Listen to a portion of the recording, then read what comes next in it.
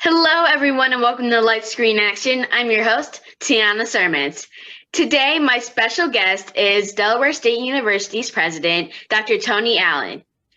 President Allen is also leading the team that is planning the event for President Biden's inauguration next week in D.C. Welcome and congratulations. How are you today? Thank you, Tim. Thanks for having me. It is an honor to be here. Yes, same here. And thank you so much for taking time out of your very busy schedule to talk with me. You, I think, are going to be my favorite interview. Thank you. So the inauguration is just next week. How are you feeling about planning the first ever virtual inauguration? Actually, I feel pretty great. And when I think about it, it's been a tough year, as you know, for all of us. Certainly for children. I actually have 4 kids.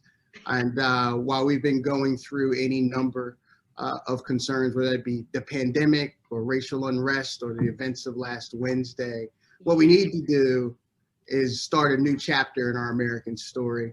And I'm confident that President-elect Biden and Vice President-elect Harris are really the arbiters of that new chapter. So I couldn't be more excited that they're going to have a moment to share their renewed American vision with all of us.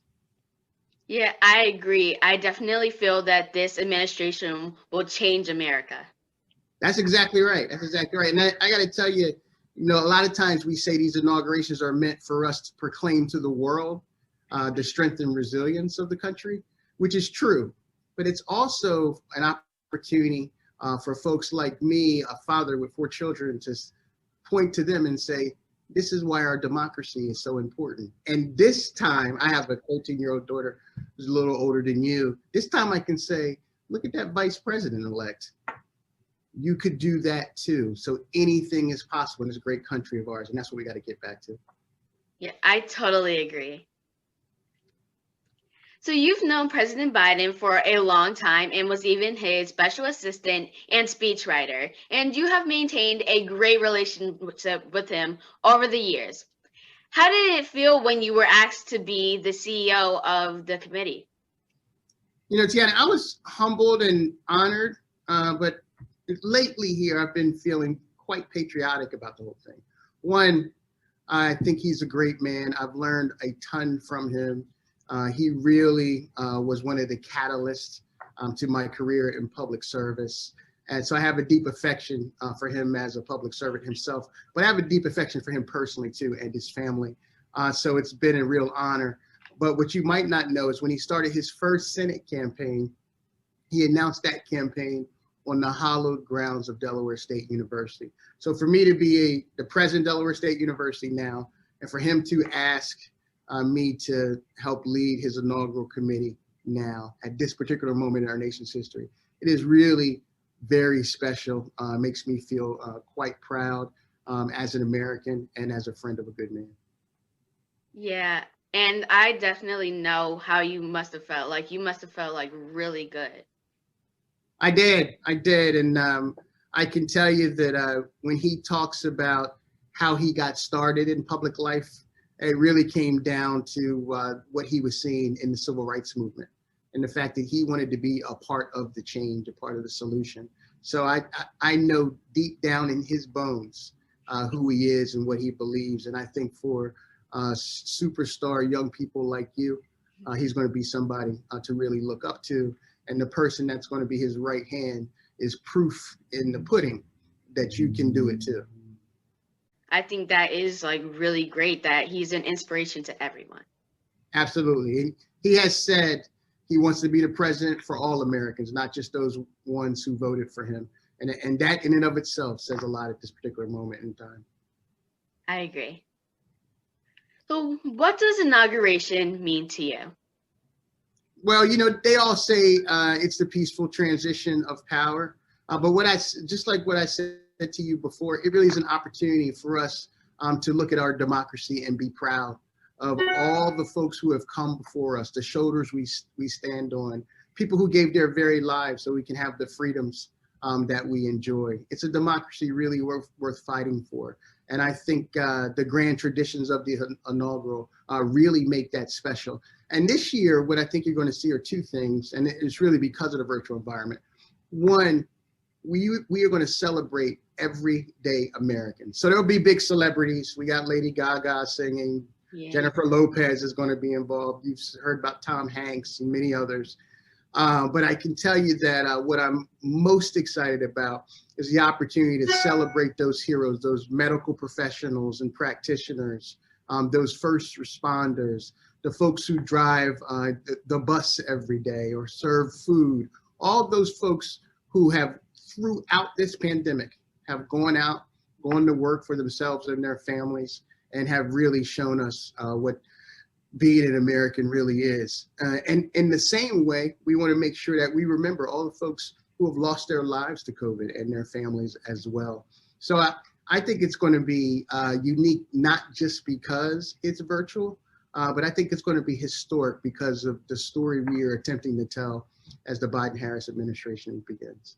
I even feel like this whole election process was something like no other election before.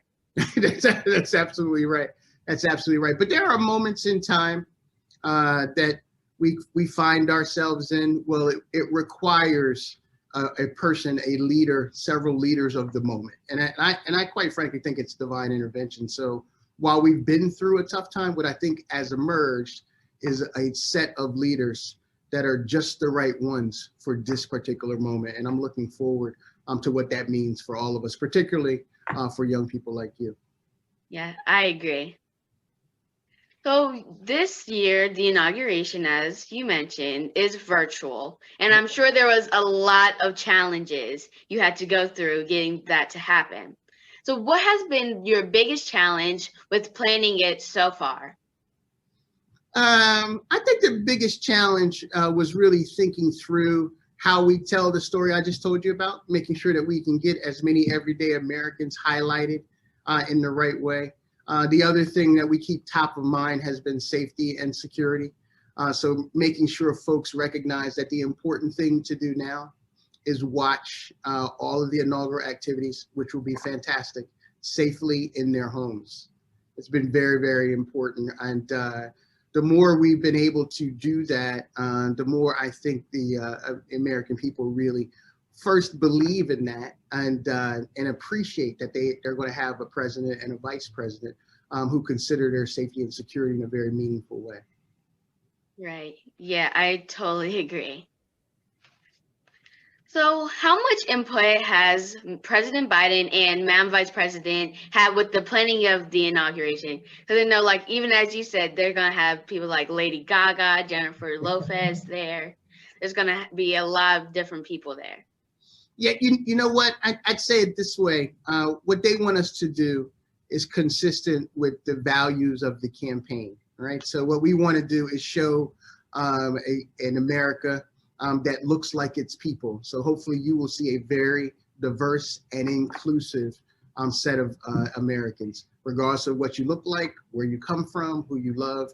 We want to show to the world the great fabric of our country that is rich with diversity. So that's the first thing. I think the second thing we're hoping for is we want to show how the president-elect is going to create a country whose economy works for all of its people, right? So that's really being able to highlight, as I said, those everyday Americans and doing that thoughtfully. And then the two things you heard throughout the campaign from the president-elect was he wants to restore the soul of the nation and build back better. And I think restoring the soul of the nation has a lot to do with how we are framing this. The virtual nature of it gives us an opportunity to think deeply about the moments that matter across those 3 days, one of which I'll tell you is on Tuesday, the president-elect and the vice president-elect will actually go to a COVID memorial where we will be at dusk. They will be lighting up the National Mall, but we're asking cities and towns throughout the country, and even people in their homes, to light up their homes all at the same time so we can celebrate and honor the memory of all of those who were lost by the terrible pandemic and their families. So those kinds of moments are what America United looks like. And we're trying to create those moments so that we can then see what the new vision for the American people look like under the Biden-Harris administration. Yeah, that sounds amazing. I absolutely love it. Just like that whole idea of having the families come together to celebrate those who died due to COVID. Yeah, and it'll be across the country. So whether you are in Peoria, Illinois, or Lewis, Delaware, hopefully you will see your town light up in memory of all of those who've been lost. Yeah, I love that. So as you mentioned before, with President Biden's connection to the HBCUs, I really love the connections to the HBCUs with his administration. And you're the president of Delaware State University, which is an HBCU, Your and Vice future President. alma mater. That'll be your future alma mater. Yeah. And Vice President Harris had graduated from an HBCU. That's right. So what type of HBCU representation will there be? We're actually doing a special event, a special pre-inaugural event on Tuesday evening that is meant specifically for HBCUs and members of historically Black Greek letter sororities and fraternities. And that's another opportunity for us to celebrate, one, the importance of the Black vote and the constituencies therein. Two, for all of us to take our responsibility very seriously. We have a new administration that deeply believes in a fair shot for everybody. And as you know, HBCUs have been doing that since their beginning. So it really is an opportunity for us to recommit to each other and to new administration. Not only that we want to hold those folks accountable, but we also want to be partners in the process. So we're really looking forward to that. I can tell you that when I think about the impact of HBCUs during this election, particularly the graduates, I would just turn your attention to several names. You mentioned one, Harris, Warnock, Abrams, all those folks, right, were clear and compelling as it relates to the success of the campaign. And I think that just goes to show you the kind of people that HBCUs produce, not only folks who have a quality education, but folks who are confident enough to enter the field of public service and lead in the best and most thoughtful ways. Exactly. So what you were mentioning before, how you were saying like about the pre-inauguration, that actually reminded me, I am actually a guest speaker for the kids version of the inauguration. Oh, fantastic. That is virtually hosted by the National Children's Campaign on Sunday. And which actually leads into my next question. So what kind of things can my generation expect from the inauguration with President Biden and Vice President Kamala Harris? You know, I think the thing that you can expect is a real opportunity to be what you want to be in this great country of ours. There are obviously barriers that have been historic barriers for all of us. One of them has been around racial equity and equality. The other thing has been around college access, and I'd say K-12 education as well. The idea is to thoughtfully level the playing field, right? And then give everybody an opportunity to be all they can be. So if you really want to go to college, and we obviously, I'm a college president, so I want everybody to go to college, right? Right. Everybody should have the opportunity to go to college, and doing so should not lead them or their families in significant debt. So we're really thinking of ways to create pathways to make that easier, not only to get into college, but to get to that finish line.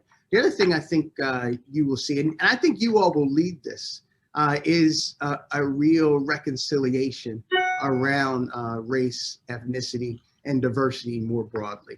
What you can see from the campaign already, just from the transition part, is that the faces that are the leaders of the Biden administration look like America. So you can actually see yourself, you can find yourself in the Biden administration. And I think that says a lot about the possibilities, what you can hope for, and the path you can take if that is the path you so choose. So I think he's really setting a tone for what I believe is really a new chapter in our American story. Yeah, I agree. I really love that. I know I am definitely going to go to college, even though I have a few more years before I have to That's all right. We're waiting for you. We're waiting for you. Yeah. Yeah, and I'm really looking forward to like all the performances they have, like with Kerry Washington. They have Miss Eva. They have a whole bunch of different people. So I'm really looking forward You to can that. find all those activities at BidenInaugural.com. So just make sure your audience knows BidenInaugural.com. We have lots of activities over the weekend, even right up until next Wednesday. Make sure you guys check that out. And if I can do anything to help with it, I would definitely love that. Well, I tell you what, once we get this interview from you, we're going to broadcast it loudly. I am very, very excited that you are doing this. Thank you for it. I already knew you were going to be a wonderful interview, and it just does my heart proud that you are following your dream already and making those dreams come true. So thank you for having me.